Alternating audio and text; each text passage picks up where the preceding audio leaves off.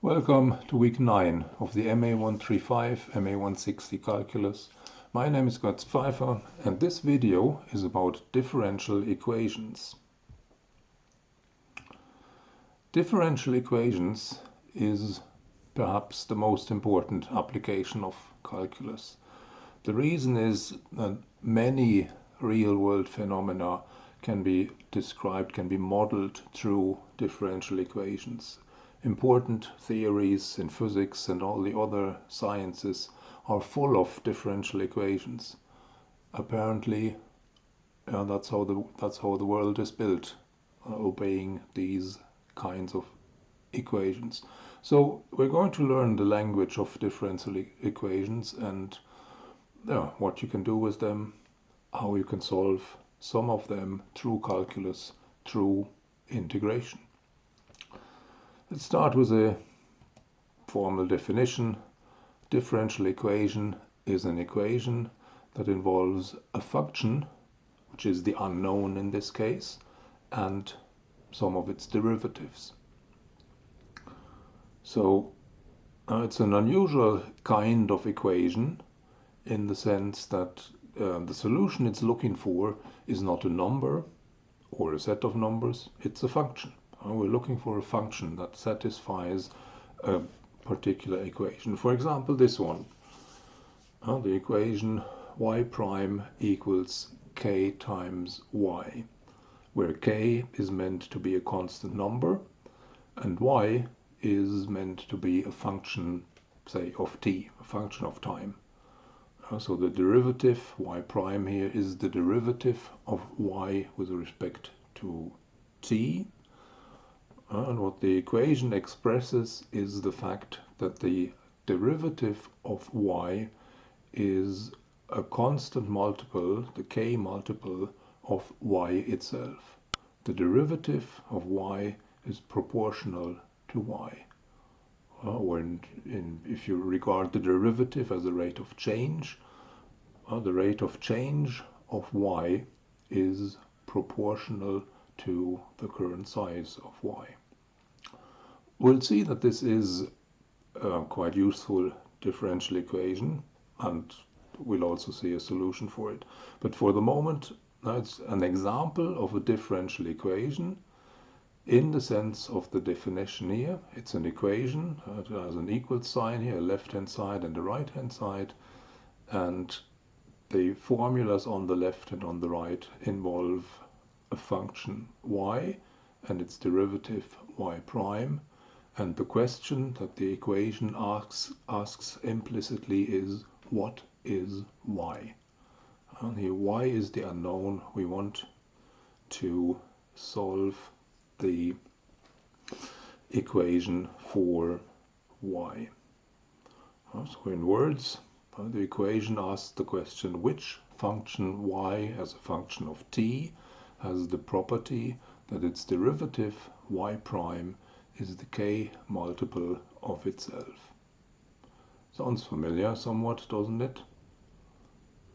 We met the exponential function e to the power t, and one of its important properties was that it is equal to its own derivative. So the exponential function would be a solution of this equation if the k constant here was 1. If the equation was just y prime equals y, function which is identical to its derivative, that's the exponential function. And so with a bit of chain rule or substitution, we can now guess a solution for the more general equation with the constant k in there, namely if we set y equal to the exponential of k times t, then by the chain rule, the derivative of this function y, the derivative of this y with respect to t, is the derivative of the exponential, which is itself, times the derivative of this inner function kt, which is k. So this comes out as k times e to the kt by the chain rule for differentiation. And e to the kt was our candidate for y. So this is k times y. The derivative of this function y is k times y. So we found a solution of this differential equation.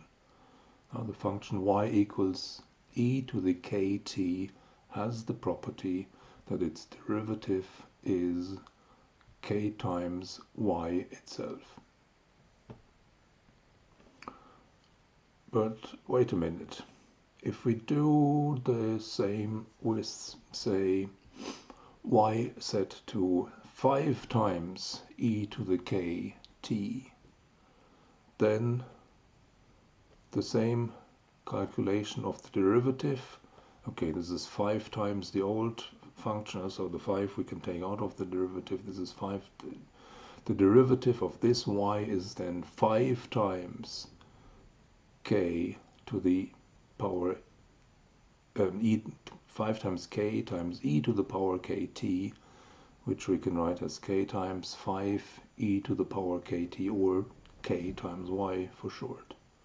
So this function y, 5 times e to the power kt, also has the property that its derivative is k times itself. So we found another solution of this differential equation. And in fact, I guess the second calculation is sufficiently typical to maybe convince you that for any constant you can go through such a calculation, take the constant, multiple out of the derivative, and you'll find a derivative that is the k-fold multiple of the original function y. Each y of the form capital A times e to the power kt for any constant a is a solution of this differential equation. Y prime equals k times y.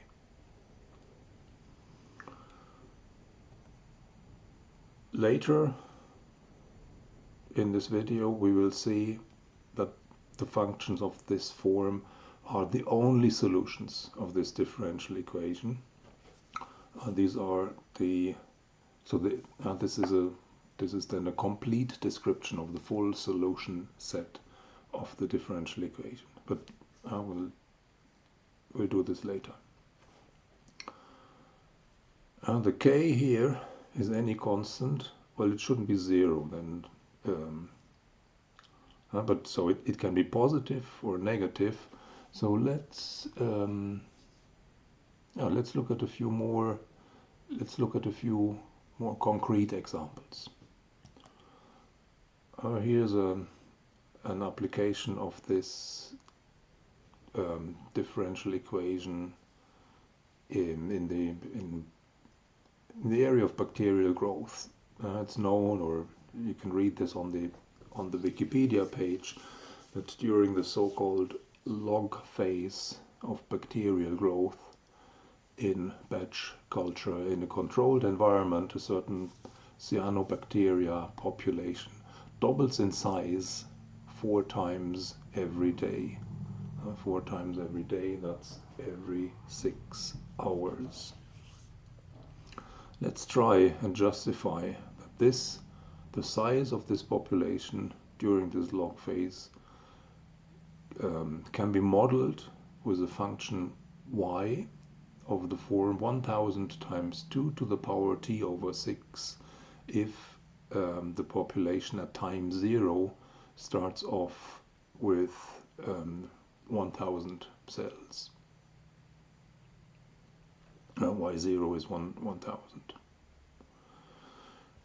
So how do we go about this?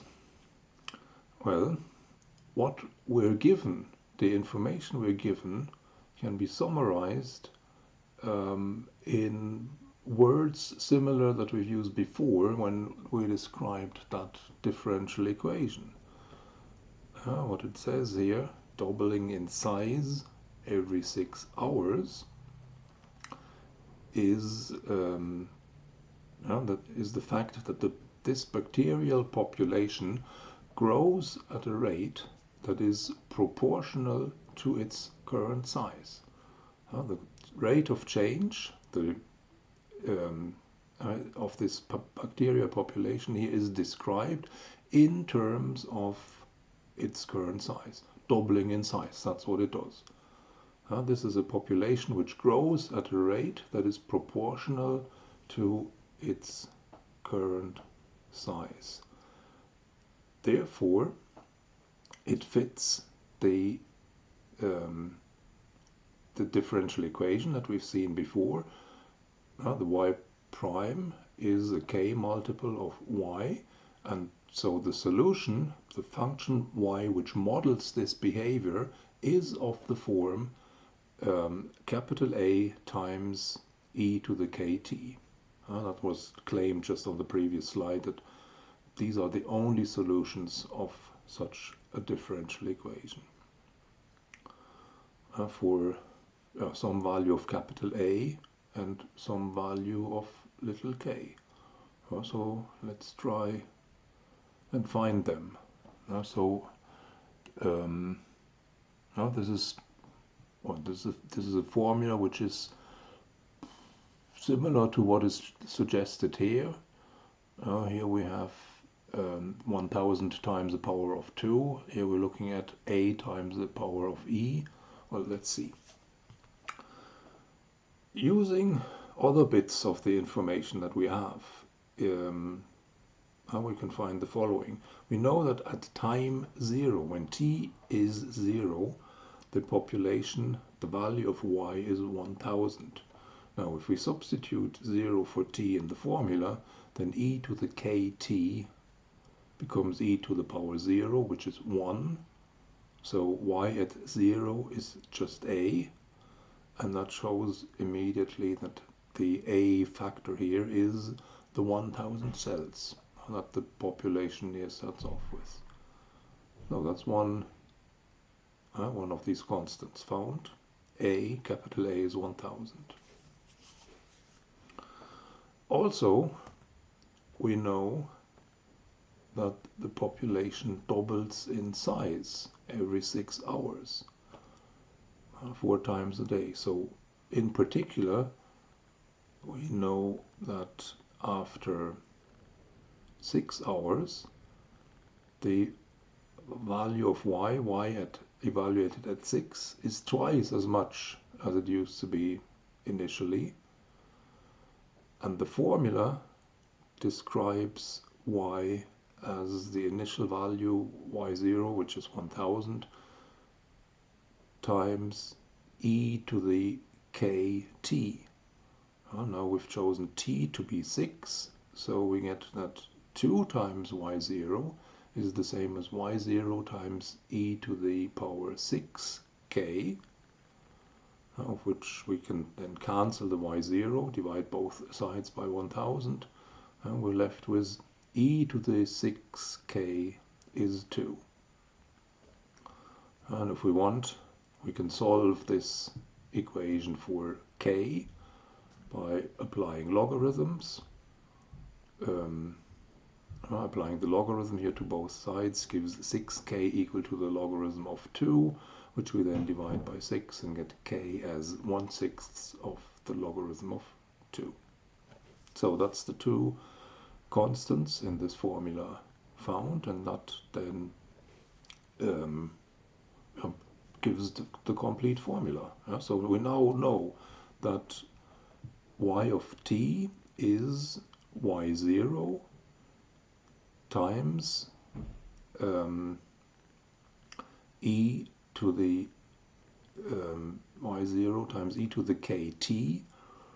Now we can rewrite this kt as 6k times t divided by 6, which is a useful thing to know because we know what e to the power 6k is, namely 2. So rewriting this power 6k rewriting the power kt as 6k times t divided by 6 allows us to substitute 1000 then for y0, 2 for the e to the 2k, and that 2 then is raised into the power t over 6. And that verifies the suggested formula here. Y of t is 1000 times 2 to the power t over 6. And if you substitute multiples of 6 into the formula, you see how this doubles all the time. Starting at 1000, after 6 hours it's 2000, after 12 hours y of 12 is 1000 times 2 to the power 12 divided by 6. That's 2 to the power 2, which is 4, so that gives 4000, and so on. That's how the differential equation, which is here stated in words, the population grows at a rate proportional to its current size, is solved by finding the constants in the general formula. And these constants were found by evaluating the formula at suitable points in time, in particular at time 0. Now that's an example of exponential growth, where the k exponent here, we found it as 1/6 of logarithm 2, is a positive number. Next, we're going to look at a decay process, and this is specifically known as Newton's law of cooling, and it can be expressed in words as follows. A hot object cools down at a rate that is proportional to the difference in temperatures between the object and its surroundings. So that's about cooling down. That's about a temperature that decays rather than grows, and it's somewhat stated here in relative terms, as a rate that is proportional to a difference of two temperatures, the current temperature of the object and the room temperature. But leaving these subtleties for a moment, it's a similar phenomenon. There's a rate of change which is proportional to a certain property of the object at this current point in time. So now to fit this into the framework, let's introduce a variable. Let's introduce capital T for the temperature, capital T as a function of little t for the temperature of the object at time little t, and let's say room temperature is 20 degrees Celsius. Then the derivative, according to this law of cooling, the rate of change of the temperature is proportional, that's some constant k, times the difference between the object's temperature and room temperature, T minus 20. T prime is k times T minus 20. That's not as nice as the formula in the previous example, but well, if we substitute y for T minus 20, then the derivative of y is still the same as the derivative of t, so the rate of change of this new y variable is the old rate of change of the temperature t, and we can rewrite this differential equation as y prime equals k times y, our old friend, which has solutions of the form y equals capital A times e to the power kt. And then we're in business. This is the same situation as before. So similar as before, we can determine the capital A as a times e to the power 0, which is the value of the y function at time 0, which is the temperature of the object at time 0 minus room temperature. That gives us the capital A in this case. Okay, let's make this a bit more concrete, and let's consider the case of a hot cup of coffee which sits in a room of room temperature 20 degrees, and initially its temperature is 80 degrees Celsius, and you leave it there and watch it cool down to 50 degrees Celsius in 5 minutes. Question: how long will it take to cool down to 40 degrees?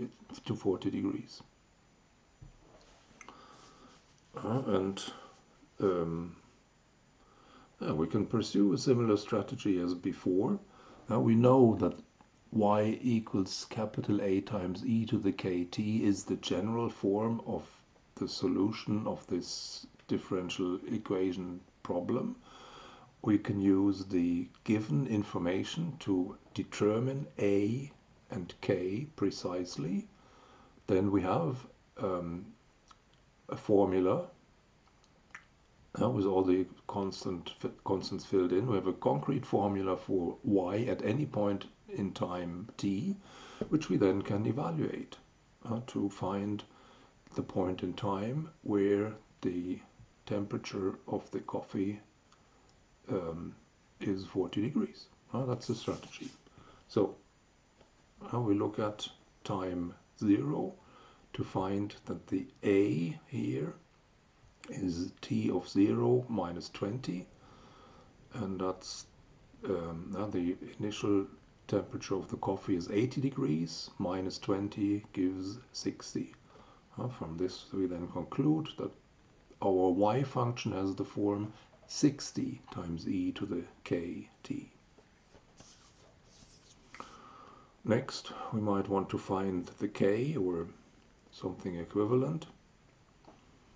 So we plug in the next bit of information, where it says that after 5 minutes, that is at 0.5 in time, t equals 5, the coffee has cooled down to 50 degrees.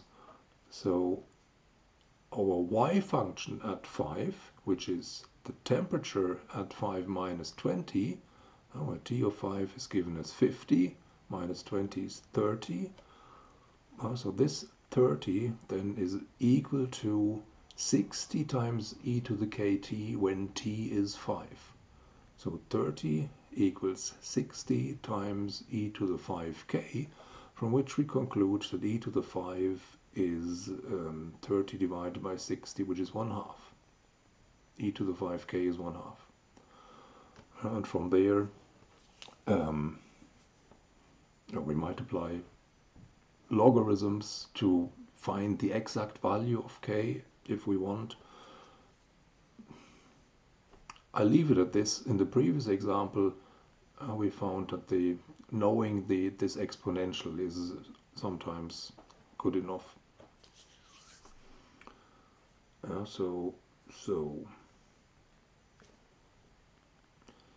e to the 5k is, so we have pinned down this formula for y, and we can now turn to the question, which is, when is the temperature 40?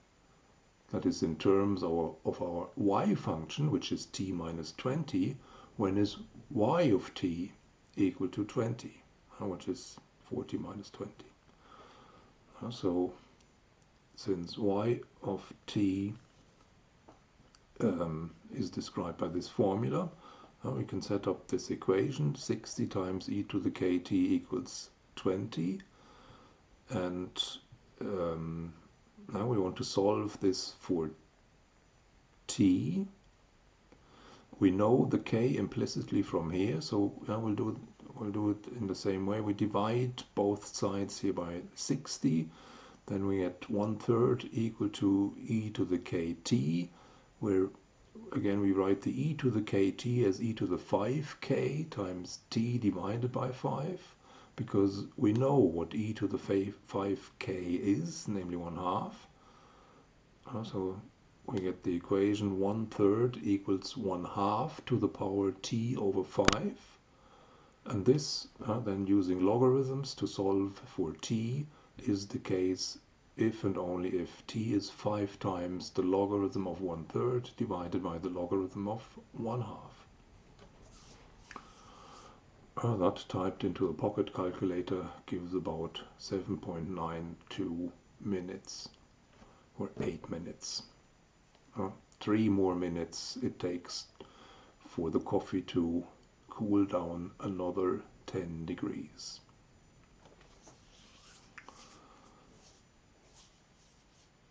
Maybe it's worth noting what we've done. Rather than solving this for k explicitly, we've left this at e to the 5k, and then later substitute the value 1/2 we know for e to the 5k here in this formula. And then we can take logarithms. That gives the logarithm of 1/3 on the left, and on the right t over 5 times the logarithm of 1/2, and that's then easy to solve for t as 5 times the quotient of these two logarithms. That's typical applications of this particular differential equation. A differential equation that describes some rate of change as being proportional to the current value of the function. I promised some uniqueness clarification, so let's get that out of the way. We've seen that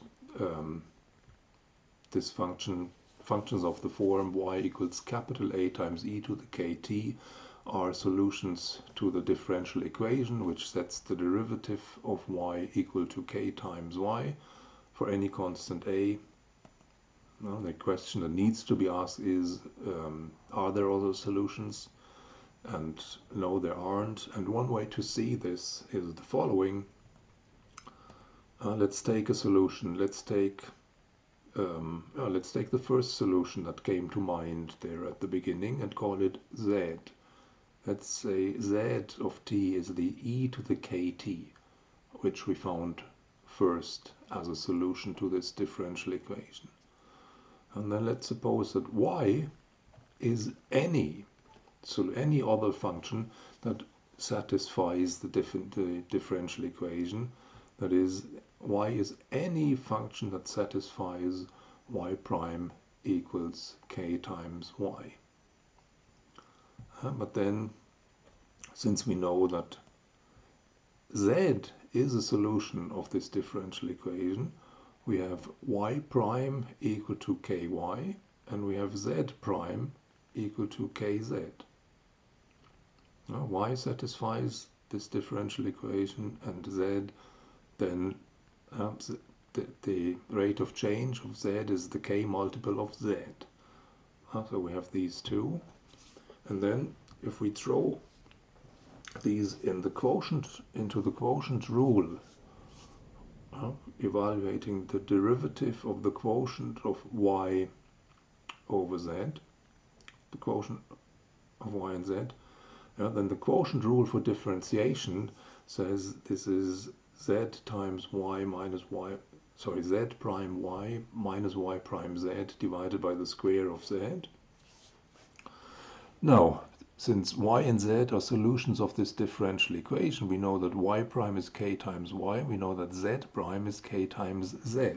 So this becomes k times z times y minus k times y times z divided by z squared. But of course, kzy is the same as kyz, so this difference is 0, this quotient is 0. The derivative of this quotient y over z is 0, which means that y over z must be constant. Constant functions are the only functions that have derivative 0. So y over z is some constant a, say, and that makes the y function the capital A multiple of z, multiplying this both sides with z, which then makes y capital A times e to the kt. So this shows that any solution of this differential equation has the form y equals A times e to the kt. That's the uniqueness sorted. And to finish this for now, before we start looking at ways to solve differential equations, let's emphasize the ways how you check whether a function satisfies a given differential equation. This requires differentiation, and this is of course easier than to find all solutions systematically. You might have something to test, as in this example. Let's try and see whether the function y defined as x plus 1 over x solves these two differential equations. The first one being x times y prime plus y equals 2x, and the second one is x times y double prime, the second derivative of y, plus 2 times y prime equals 0. So how do you do this? Well, we have the function. The differential equation involves the function and its derivative. So first we find the derivative of the function, which in this case is straightforward. The derivative of x is 1, the derivative of 1 over x by the power rule for differentiation is minus 1 over x squared. So now that we have y and y prime, we can substitute them in the left hand side of the equation and find that x times y prime plus y is x times the derivative, 1 minus 1 over x squared, plus y, which is x plus 1 over x, and if we multiply the x in here, this is x minus 1 over x, and then we find this as x minus 1 over x plus 1 over x. The 1 over x's cancel, and we're left with 2 x's, which happens to be the right hand side. So there we are. Now this function y does indeed satisfy this differential equation in part A. For part B, illustrating the fact that second derivatives can also appear in differential equations, in order to verify whether the function is a solution of this equation, we need the second derivative, which is the derivative of the first derivative. 1 has derivative 0 and minus 1 over x squared by the power rule for differentiation gives 2 over x cubed as the second derivative. So we can now take the first and the second derivative and plug them into the left hand side of the equation, and that gives x times the second derivative is x times 2 over x cubed plus 2 times the derivative, that's 2 times 1 minus 1 over x squared, and multiplying the x in here gives 2 over x squared, and multiplying the 2 in there gives 2 minus 2 over x squared. So we're left with 2 over x squared plus 2 minus 2 over x squared. The 2 over x squareds cancel, and that leaves a 2, which is not the right hand side of the differential equation. So the function is not a solution of the differential equation. That's the checking of solutions. Next, we're going to look at specific types of differential equations and how one can go about solving them. And that's it for now.